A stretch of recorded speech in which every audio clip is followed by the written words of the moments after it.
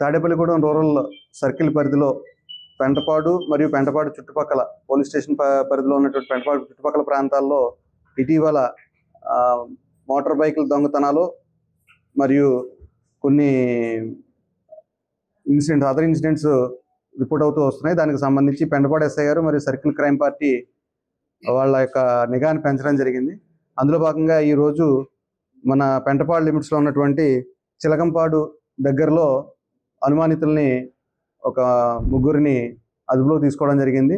వాళ్ళని విచారిస్తే ఈ ప్రాంతంలో గత ఏప్రిల్ నెల నుంచి ఇప్పటి వరకు మధ్యలో దాదాపు ఒక 5 బైక్ దొంగతనాలు మరియు ఒక టెంపుల్కి సంబంధించినటువంటి హుండీ దొంగతనం చేసినట్టు వాళ్ళు అంగీకరించడం జరిగింది.